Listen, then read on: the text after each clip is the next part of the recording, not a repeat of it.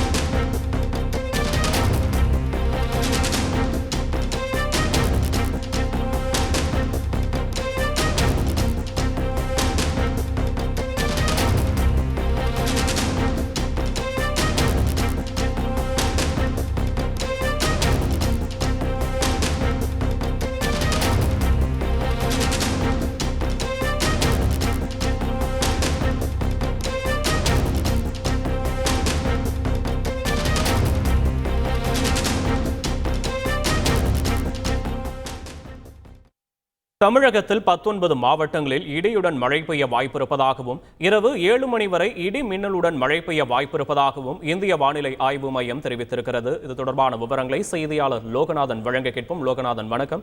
எந்தெந்த மாவட்டங்களுக்கு மழைக்கான வாய்ப்பு இருக்கிறது? சென்னையை பொறுத்தவரை வானிலை நிலவரம் என்னவாக இருக்கிறது? லோகநாதன், தமிழகத்தில் அடுத்த 3 மணி நேரம் இடி மற்றும் மின்னலுடன் லேசான மழை பெய்ய வாய்ப்பிருப்பதாக சென்னை வானிலை ஆய்வு மையம் தகவல் தெரிவித்திருக்கிறது. குறிப்பாக திருவள்ளூர், ராணிப்பேட்டை, காஞ்சிபுரம், ஈரோடு, சேலம், நாமக்கல், பெரம்பலூர், திருச்சிராப்பள்ளி, கரூர், நீலகிரி, கோயம்புத்தூர், திருப்பூர், திண்டுக்கல், மதுரை, தேனி, விருதுநகர், தென்காசி, திருநெல்வேலி மற்றும் கன்னியாகுமரி உள்ளிட்ட 19 மாவட்டங்களுக்கு அடுத்த 3 மணி நேரம், அதாவது 7 மணி வரையில மழை பெய்ய வாய்ப்பிருப்பதாக சென்னை வானிலை ஆய்வு மையம் தகவல் தெரிவித்திருப்பதும் குறிப்பிடத்தக்கது.